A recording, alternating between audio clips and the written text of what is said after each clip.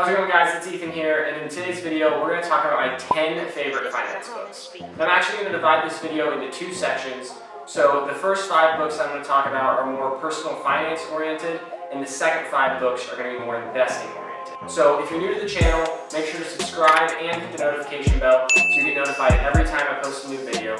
So without anything else said, let's get into the video. Okay, so book number 1, Rich Dad, Poor Dad by Robert Kiyosaki. Now, the reason I chose this book first is because this is actually one of the first personal finance books I ever read, and it really was monumental to my understanding as well as my viewpoint on how to take charge of your financial life. Rich Dad, Poor Dad is really intriguing because it doesn't feel like a dull finance book, but instead, Robert Kiyosaki is telling a story, so it almost feels more like a storybook. The book opens up with Robert Kiyosaki as a young kid, and he has 2 dads, and as you probably guessed, rich dad and a poor dad.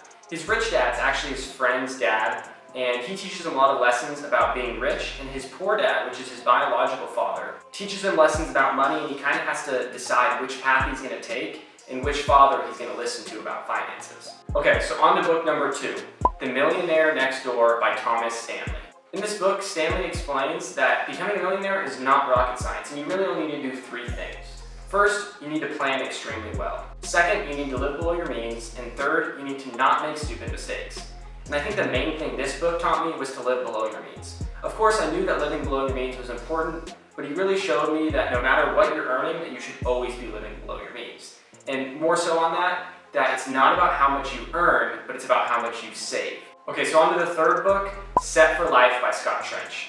And if we're being honest, this is actually my favorite personal finance book of all time. And if anyone asks me for a book recommendation, this is the book I'll give to them. And the reason I like Set for Life so much is it actually gives you a straightforward plan that's divided into 3 steps.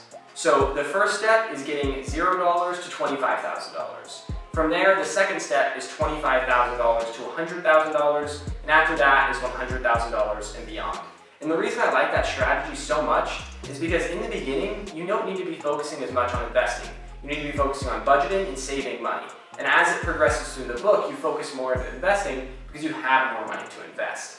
And I think this book gives a straightforward plan that almost anyone can follow, from business owners to even just regular employees. I think this book overall is great for people wanting a financial plan that they can live by and stick to. And I think this book is a great financial plan. Okay, so on to the 4th book, Think and Grow Rich by Napoleon Hill. So this personal finance book is contrasted a little bit from the other personal finance books because it actually doesn't give a lot of financial strategy in it, but where I do think it really makes up is the mindset that you need to be rich. As you can hear in the title, it's Think and Grow Rich. And it kind of describes the mindset that you need to be wealthy, from positive thinking and belief in yourself. And I think this book is really important to read with all these other strategy, more personal finance books, because it gives you that comprehensive idea of the mindset that you need to have to become wealthy someday. Okay, so the last out of our personal finance books, book number 5, is Why Didn't They Teach Me This in School by Carrie Seigel. Now, this book is a really quick read, but it gives you 99 money management principles that you should be following.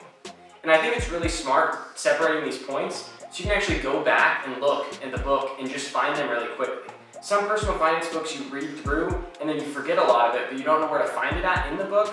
And since this book's separated just to 99 principles that are all dispersed throughout the book, I think it's really beneficial as almost a roadmap that you can read once, and then when you have questions in the future, you can come back to it and use it as a learning material. Okay, so on to book number 6, The Intelligent Investor by Benjamin Graham. Benjamin Graham has been regarded as one of the best investors over the past century, and the reason for this is the stock market investing strategy that he popularized called value investing. Value investing is used by the likes of Warren Buffett and many others in the stock market today. It's not a get-rich-quick strategy, but it's a strategy that works if you use it correctly, and you'll see the benefits over the long run. This value investing strategy is the strategy that I currently use and probably will always use for the rest of my life because the principles of it are so sound, and it's a solid investing strategy. The 7th book on our list is A Random Walk Down Wall Street by Burton Malkiel.